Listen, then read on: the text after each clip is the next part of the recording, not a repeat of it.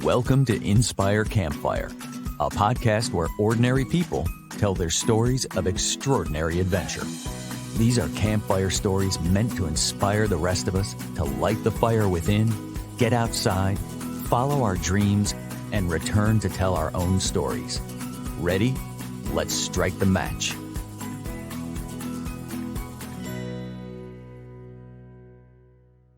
Welcome to the show. I'm your host, Scott Wurzbacher, and today we're getting a special look into the system of land management right here in the United States that so many of us take for granted. To date, this podcast has released over 130 conversations about adventures, many of which have taken place on public lands, such as the Appalachian Trail and the Grand Canyon. So many more that are managed by the United States Department of the Interior. Our guest is Giovanni Rocco, who serves as the press secretary and spokesperson for the department. Today, he joins us in his personal capacity to talk about his life, career, and love of nature. Gio, as his friends call him, was born in Chile and immigrated to the United States at age 9. He's had an impressive political career, and in his role at the Department of the Interior, he is helping to communicate on topics such as climate change, clean energy, and conservation of America's lands and waters. I, for one, am extremely grateful for the access we have to the beautiful parks and lands right here in this country. And I'm so excited to share this story of someone who works daily at the highest levels of leadership to protect them. Gio, welcome to the campfire. Thank you, Scott, for having me. It's so exciting to be here to talk about our beautiful public lands. Man, I mean, it's just so cool that you get to do what you get to do. You're following your passion, your education. There's so many things that have kind of come together in your life, and I can't wait to kind of get into that story and find out how all of it happened. But for listeners, I wonder, again, I mean, there's so much that the Department of Interior does that I think people take for granted, honestly. I mean, you know, this podcast is all about adventures. So much does happen on public lands, whether it's a hike in the Grand Canyon or a through hike on the Appalachian Trail, and somebody's got to manage all of this. So for listeners, could you give us just a little bit of background on what the Department of Interior is and what they do?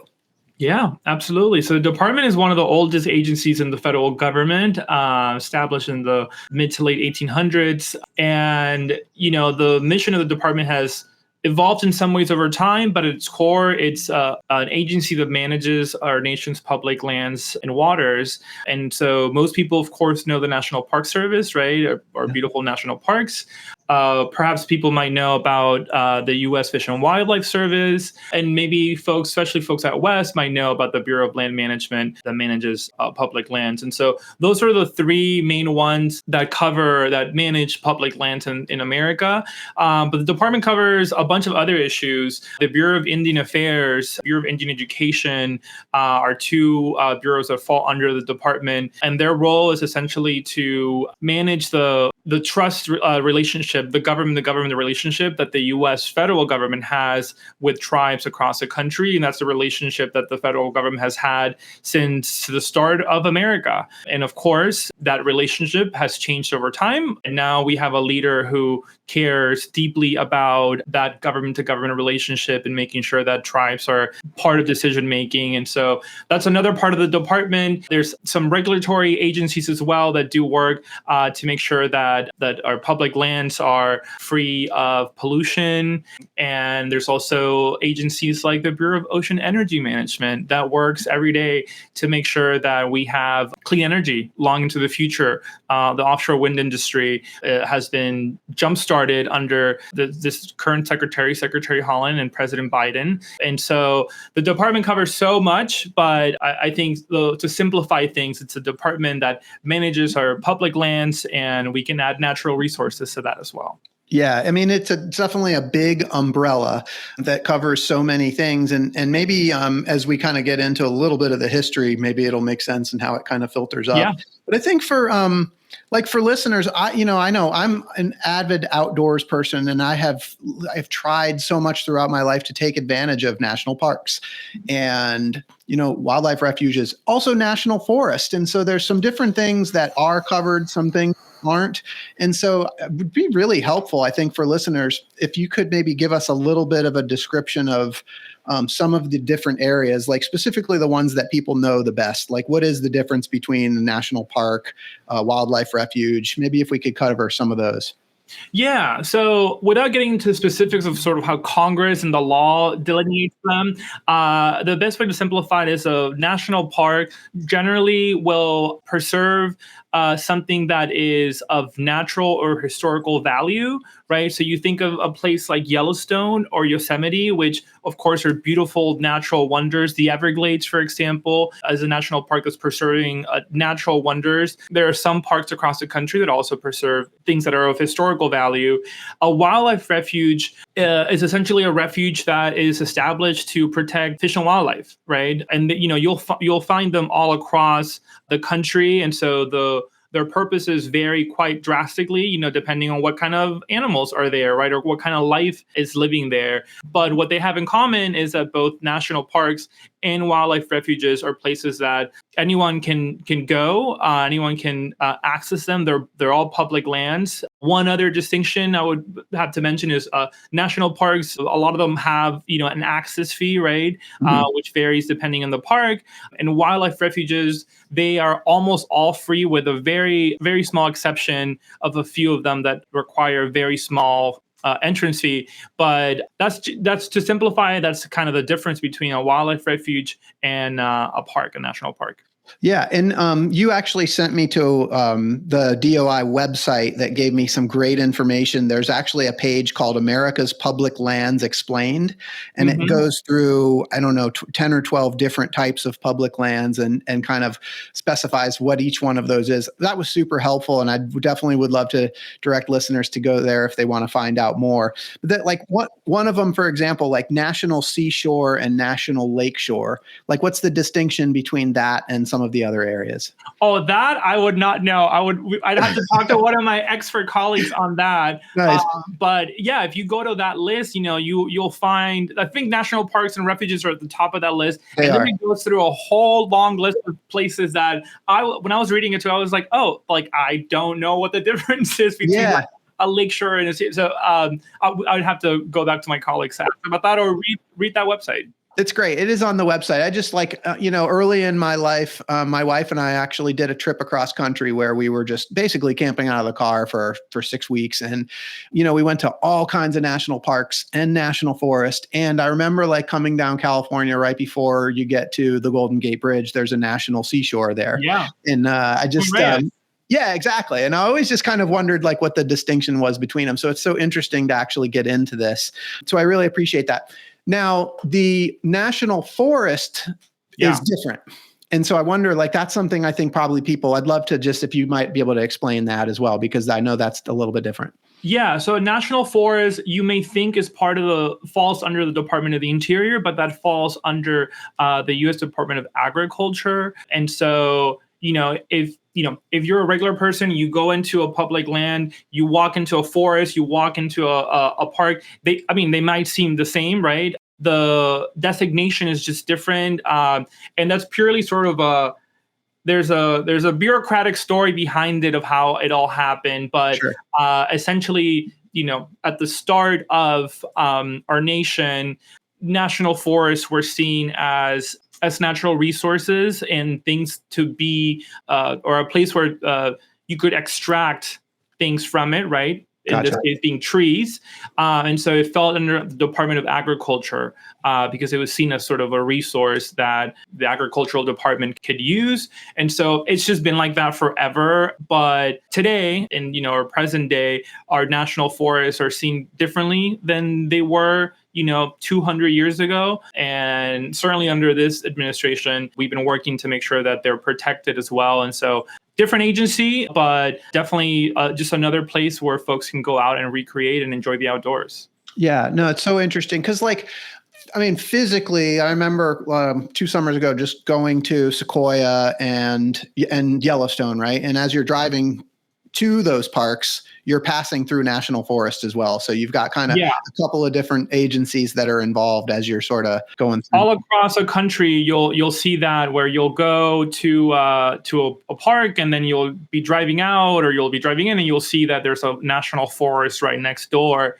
I was recently in Arkansas, beautiful state, and I went to a national wildlife refuge. But right next to the refuge, there was a forest, a national forest, and so it's interesting because it's again different agency, but Right.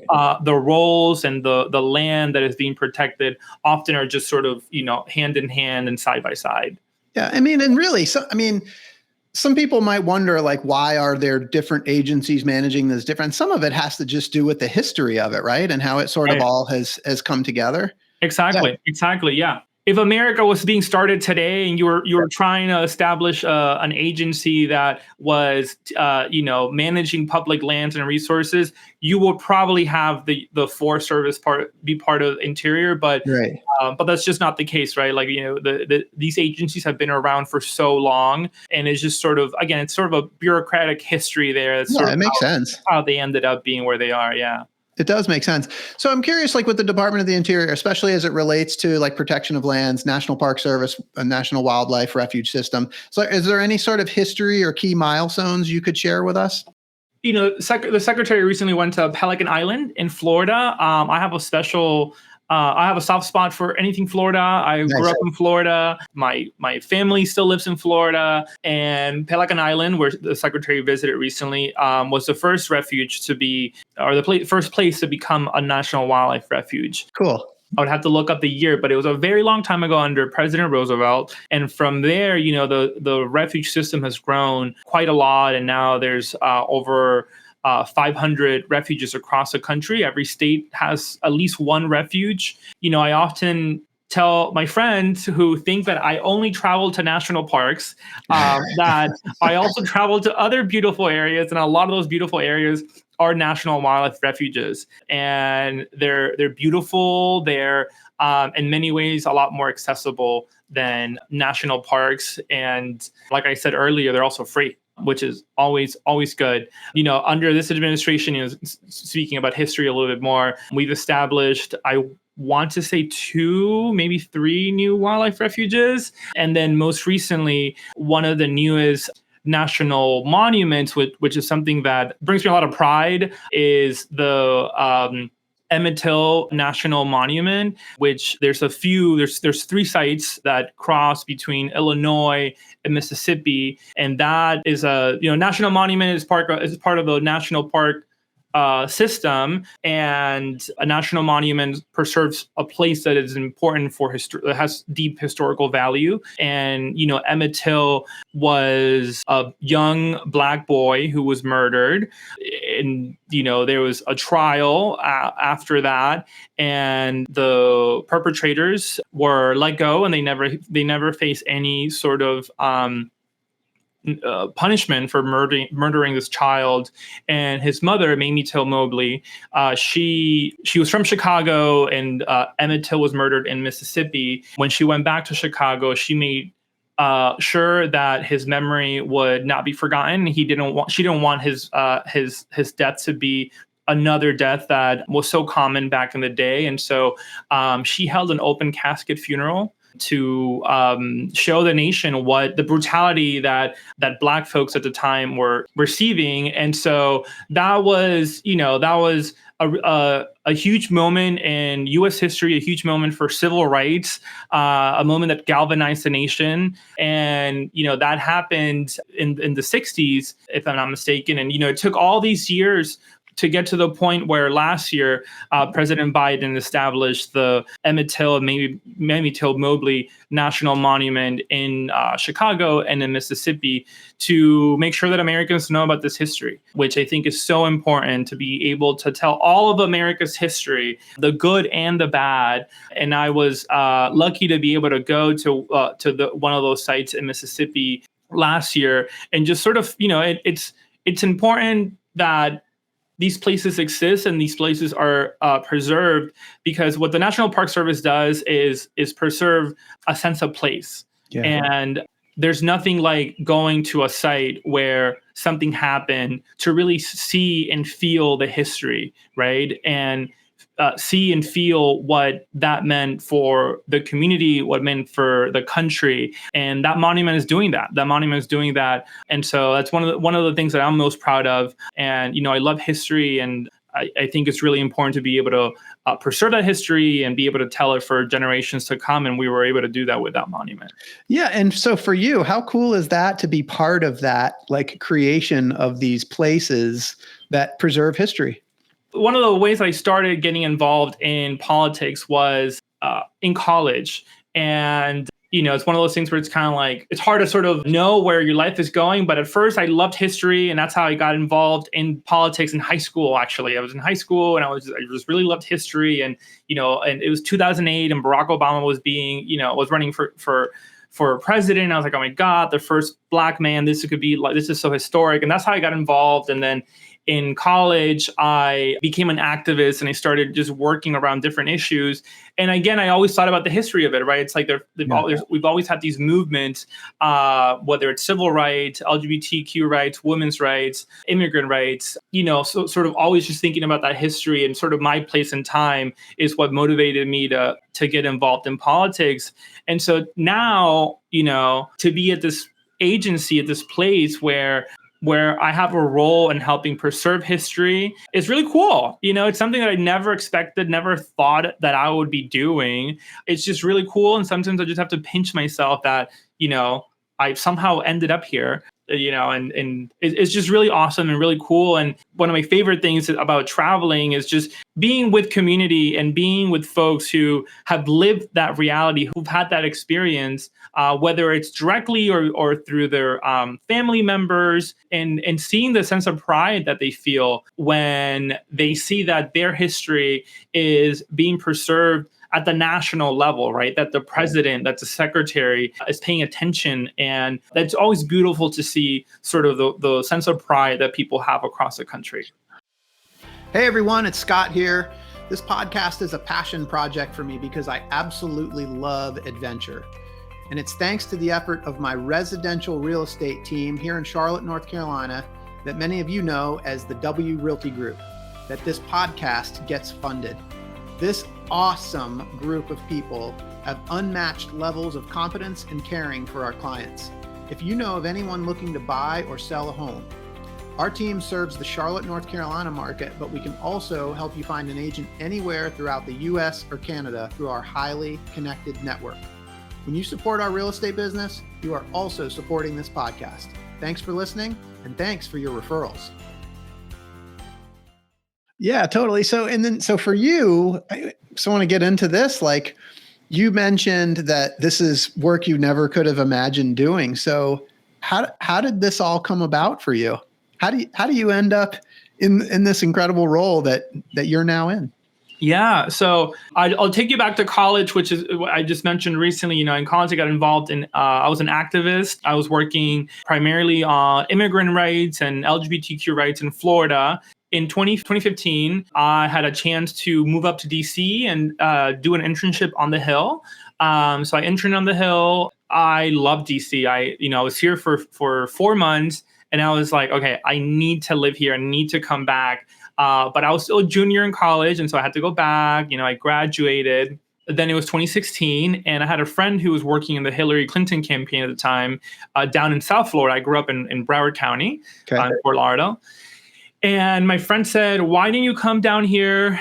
You've been an activist, you've been an organizer, you could do that similar job here in Florida in your community and help, with this election. So I did that. I moved back home to South Florida.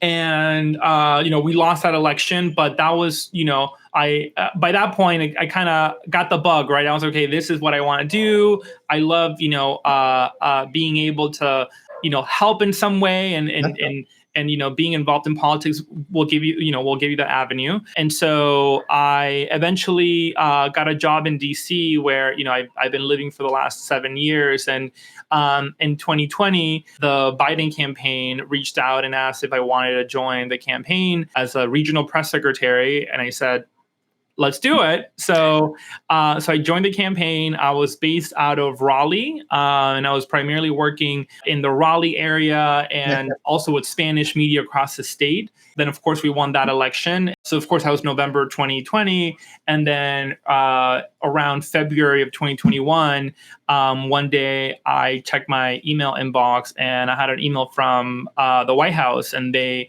had reached out and they asked me if I wanted to join the Department of the Interior as, at the time, Deputy Press Secretary. And I was floored because I was like, wait, like, you know who I am? Like, I thought it was just like one person, in this massive campaign in Raleigh, like, to have that recognition, was huge. And so anyway, so I said, yes. So, all right, hold on. Time out a minute. Because you and I talked about this a little bit in advance. Like, I want to go back to like when you got that email. Like, what did that feel like? What were those moments like for you? I was shocked. I honestly was shocked because, you're part of a campaign. There's always, kind of think like, okay, if we win, maybe I'll join the administration. Maybe I'll do this. Maybe I'll do that. But again, there's so many people who work in these campaigns. There's so many people who are well qualified.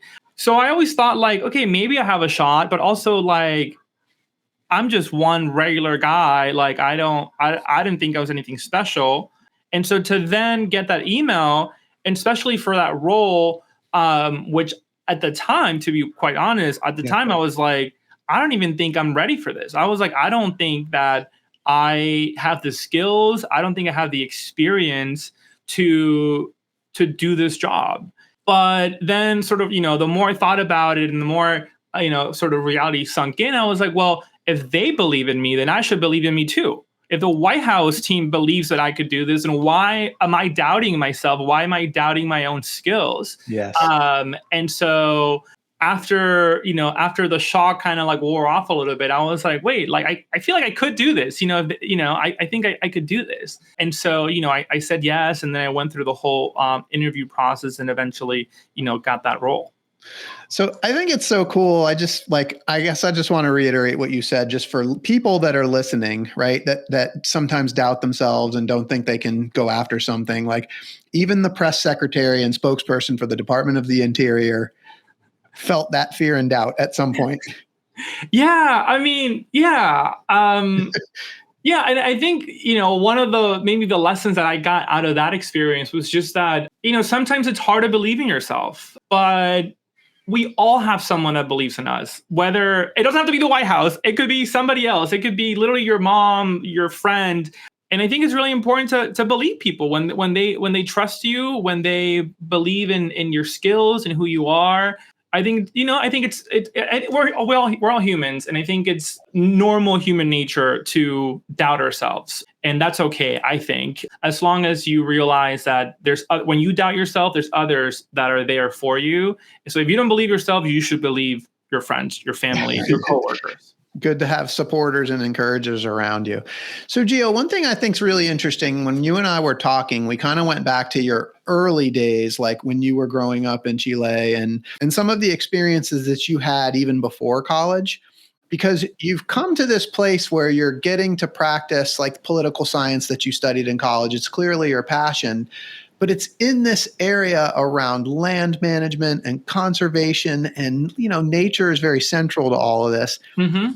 And you had some early experiences that sort of connected you to that for me is, I just think it's so cool because you're in this like awesome job, but you're like being able to bring in some of those things, those early experiences to this role that you have now. So I just wondered if you could talk about some of those early experiences in Chile and like some of the more like wildlife related, nature related experiences that you developed over time.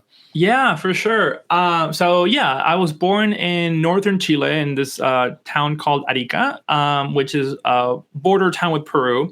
And it's funny because I feel like oftentimes we, or at least I, forget sort of like, you move through life so quickly, you kind of just tend to not reflect often on sort of like where you came from. And it didn't sort of dawn on me until after I joined the department, sort of how when I was a kid, I was exposed to the outdoors all the time. And that was through my grandparents and my parents. And one of the earliest memories I have as a kid, and I must have been like 5 years old, 6 years old, was going with my grandparents to. We have this valley in Arica.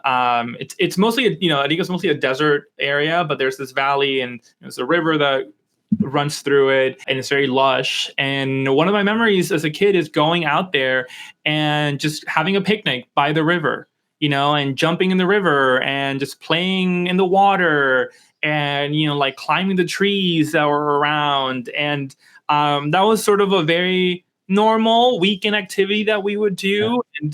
And recently I was also reflecting on how I actually don't remember when I learned how to swim.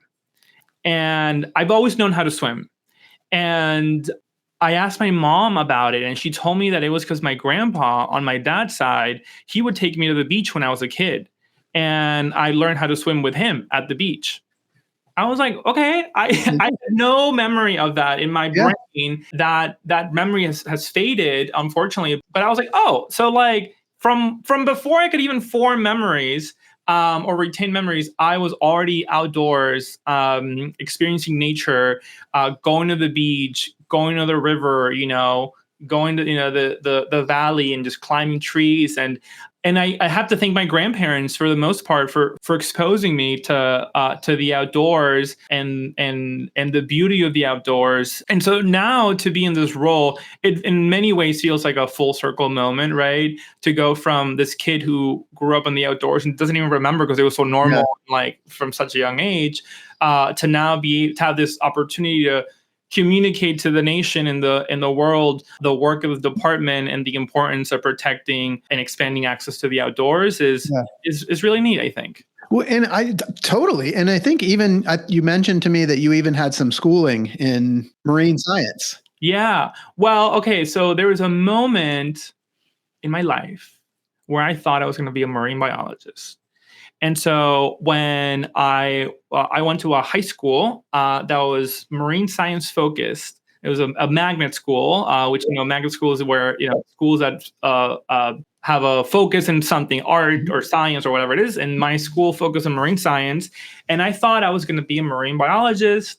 But then I took a chemistry class and I almost failed it. And I was like, no, I don't think it's going to work out for me. But I still love the experience that I had. It was 4 years of high school where we were so lucky that we were exposed to the outdoors all the time on a weekly basis. And, we took just beautiful trips down to the Keys where we would go snorkeling, and we'd go to the beach and do water testing, and we'd go bird watching, and we'd go camping, and all those experiences really shaped sort of the way that I experience the outdoors. I think in many ways sort of prepared me to do this job that I do now, and really, because it really instilled a deep love and appreciation for our nation's lands and waters, which we can't ever take for granted. Right. Quickly tie back to the conversation about history that we had a moment ago. For a long part of our nation's history, we really didn't take our public lands and waters.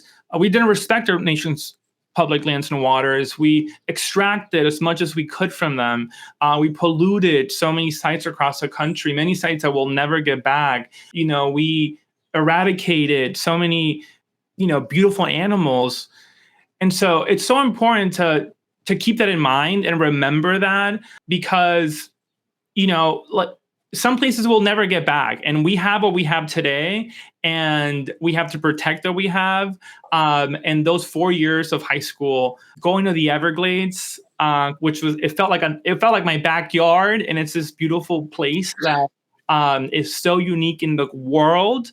It really instilled a deep love and appreciation for what we have here in this country, and the importance again of protecting it so that we can enjoy it and future generations can enjoy it too. Yeah, and I find it so interesting, like all of these experiences that you've had, like especially what you just talked about with like at one point having this like inner fire that says, I think I want to be a marine biologist. And I understand maybe the chemistry class, causes a minor little setback, but how cool it is that, now you're in this place where you get to do not just the science part, not just the nature part, but you also get to bring in like the history and the politics piece that you also love. It's like this bringing together. And I'm curious because a few minutes ago, you talked about like being offered this opportunity and sort of doubting yourself, but I'm almost wondering if like now you look back and see how all these pieces have come together. And like, to me, it's like, of course it's Geo, right? I think you're right. Yeah, I think you're right. Yeah, I think you're right. It's one of those things where it's hard to plan sometimes in life, right? And sometimes you just take things one day at a time, or especially when you're a teenager, you're just living your life. When I was in high school, I didn't think I was going to be here.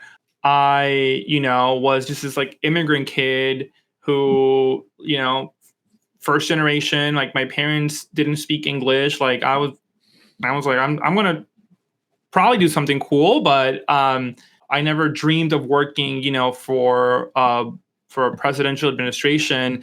But I was just living my life. I was just enjoying what I was doing, and just enjoying my little marine science school. And eventually, when I got to college, I was surrounded by friends who got me involved in activism, and really sort of sparked another fire in me in social change and social activism. Oh, and then I graduated, and then I worked on this presidential campaign, and then another presidential campaign, and now here I am, and somehow all those things are like tied together. But of course, when I was in high school, or certainly when I was a kid, there's no way for me to ever have envisioned that. So yeah, to your point, I feel like it probably does make sense, although it's kind of in a crazy way where it took a moment for me to connect the dots in my own life of that. It's the journey. And like, how have you been able to reconnect with some of that childhood experience in nature with what you're doing today? Oh, in a big way. When I travel across the country, I was telling you, I really love talking to community members, and it just warms my heart whenever I go, wherever across the country, and I talk to grandparents who love taking their grandkids outdoors, and I was like, that's like my grandma. Like my grandma did that for me, And a huge part of the work that we're doing at the department right now is working to ensure that every community across the country, no matter their zip code, no matter their background, everyone has an opportunity, a chance, and access to go outdoors, whether that's at a national park or even a city park. We have a wonderful program to fund the expansion of city parks, because you don't have to go to Yellowstone, you don't have to go to the Everglades. Right. You can just go to your local park. And so we're making sure that folks across the country are able to access that. And so when I go to communities and I talk to, elderly folks who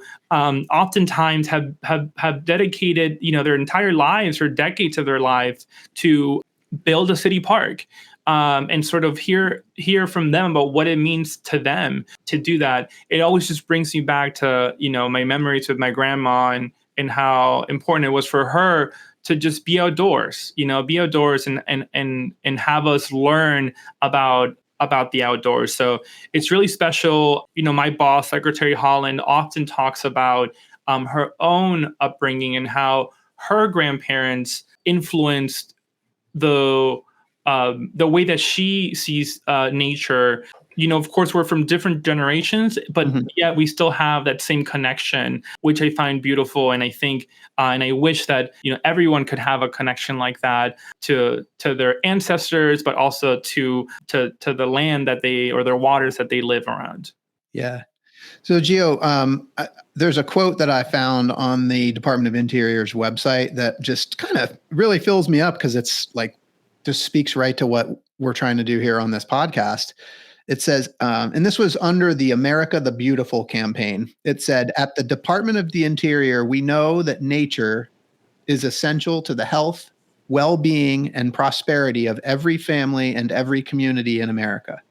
I mean, I love that. I just think it's so awesome to know that at the federal level, this is being acknowledged. And I just wanted to get your thoughts, Gio's thoughts about why nature is so essential to health, well-being, and prosperity. Oh, it's so important.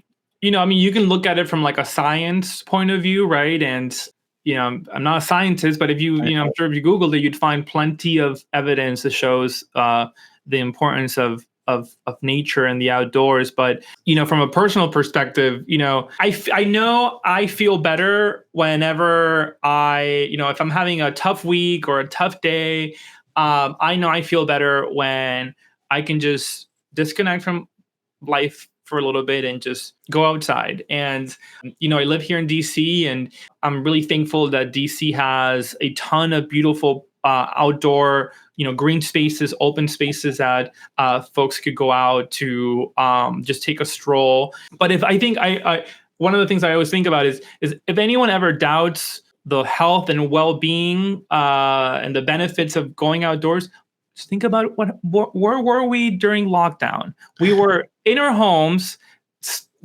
going crazy, and all of us, we all want to just be outside, right? We all just wanted to be outside. And why do we want to be outside? Why did we want to be outside? Because we wanted to breathe in the air, right? Like be outdoors and not locked up in our homes.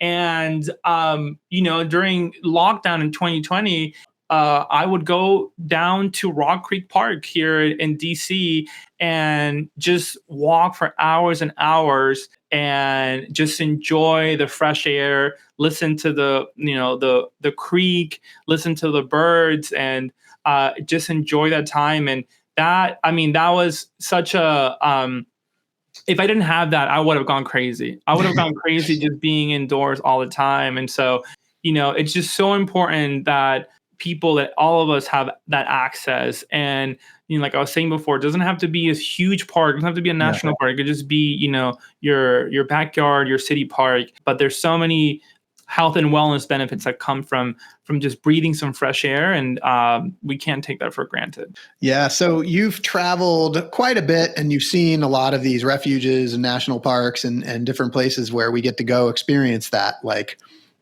that healing, those health benefits, right? What are some of your favorite spots, whether it's national parks or maybe you could share some hidden gems that people maybe don't often think about? What are some of your favorites? Oh man, it's so hard because I have so many favorites. There's not been a place that I haven't enjoyed. So to pick one is really, really hard. To be totally biased, I love the Everglades. Yeah, it is such a unique place. And there's truly no place like it in the entire world. You have, acres and acres of just wetlands that, they call the Everglades the river of grass, because it's just, as far as you can see, it's just grass that is growing out of the water, right? And it's such a weird sort of looking place. And you have these incredible creatures, right? From beautiful birds to alligators and frogs and all kinds of little critters everywhere. Are so easy to see, actually. If anyone that's been to the Everglades or taken a tour can probably tell you a story of seeing a gator, because they're just out there, right? Yeah. And usually there's nothing to be scared of. Usually you're at a safe distance, The sounds of the Everglades are so unique. I was listening actually to a podcast called Field Trip from the Washington Post. It's really cool. It's a brief series. And every episode they go to a different national park and they talk about the history of the park, sort of where they are now and where they're going. And there was an episode in the Everglades, and there's a lot that I loved about it, but one of the things I loved about it was that it's a podcast and they go to the park and they record the sounds of that park. Oh, cool. And, they start the podcast with the sound of the Everglades, and, it's just it's beautiful. It's so unique. And so that's definitely up there in terms of one of my favorite parks. In terms of hidden gems, gosh, there's so many.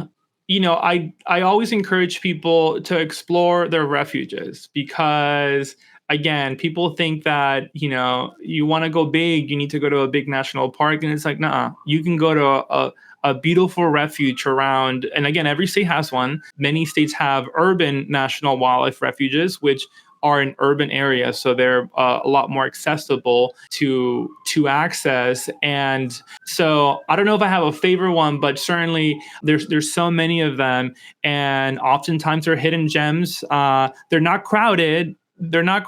So don't expect to be in your car for an hour to get into them, Yeah.